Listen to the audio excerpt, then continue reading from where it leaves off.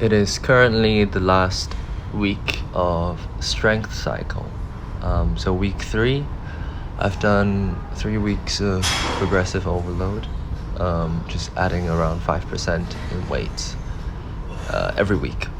So obviously I'm doing squats here, but this is actually a reasonable depth for me, for my body.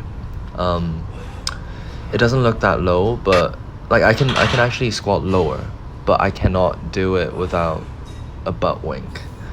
And obviously if your lower back caves in for heavier weights, let's say if it's 2 times your body weight, it's quite dangerous and I don't want to risk it. So for me this is a full squat. I can go a tiny bit deeper if I really engage my glutes and my hamstrings, but in general this is as low as I can go. I'm gonna try and work on the depth a bit more the next macro cycle, which will be I don't know, in 6 months almost. But yeah, I'm quite happy with the progression so far. The increase in weight is still manageable. I felt like I could have pushed it a little bit more, but obviously right now I want to focus on building strength with depth. I don't want to focus on half squats too much because I have it programmed into the next cycle, which will be absolute strength cycle. Apart from that, for day 1 of lift days, which is this video here, it's day 1 out of 2 intensive lifts in my week. I programmed in Romanian deadlifts at first, but every time I do deadlifts and Romanian deadlifts, I hurt my lower back. So I sprained it for the first week and I was out for like a week. So I just took it out. I just don't want to risk it because RDLs aren't really that useful for me.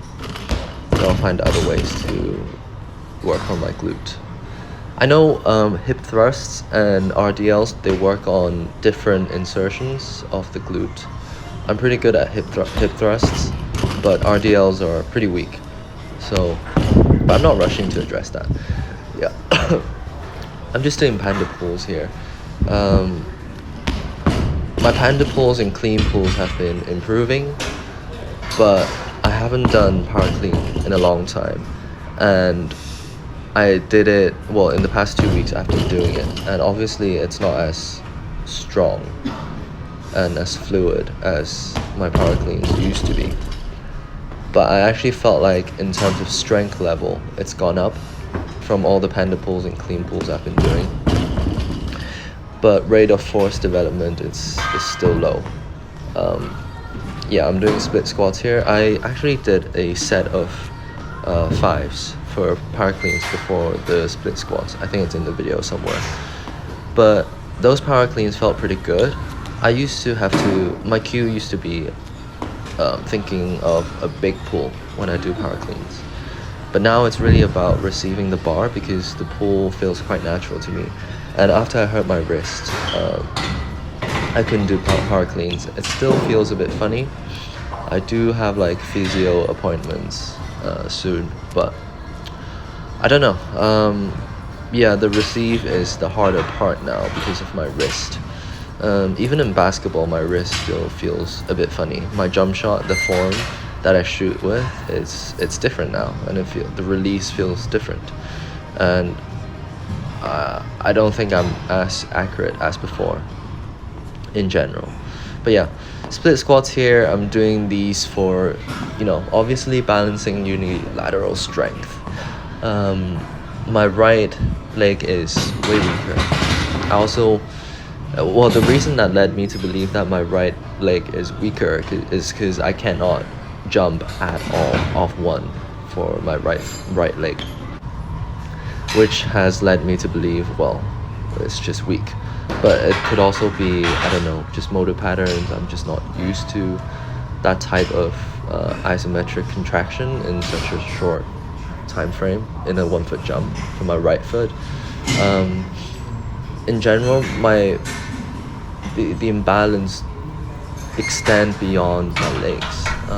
It goes all the way to my core, back, and also I believe, I don't know, I just think it's a problem of intention and not having the motor patterns for both sides equally, which is fine, but I do want to address it at some point. Doing calf raises here, pretty manageable. Yeah, I know calf raises are very important for 1 foot jump. I've also programmed in seated calf raises because they work on the soleus, which is, when you bend your knees in a jump, that's you use your soleus a lot, which is part of the calf, right? So I've programmed the seated calf raises for day 2, which you'll see on Thursday. Right here I'm just doing drops. Oh yeah, here's the power cleans. Don't know why it's in this part of the video. You can tell my wrists are, I'm trying really hard not to hurt my wrist, and the thing that helps is to not grab onto the bar too tight, because when I do that, it bends my wrist and it really irritates it like quite a lot, and my wrist makes like a clicking sounds now. But it doesn't hurt, it's just a bit like, I don't know, there's just a bit of, it feels like there's a bit of air inside, or a bit of something. It's quite tight. I cannot even do a push-up pain-free, which is frustrating because it's been like 3 months, but it's all good. Just doing drops here, getting my knees used to all the jumping and elastic and speed work that I'm going to be doing later on in the macro cycle. But yeah, it's just about building a strong base, a strong foundation in the first 3 cycles, I'd say. It's not really that specific to jumping, but it will help.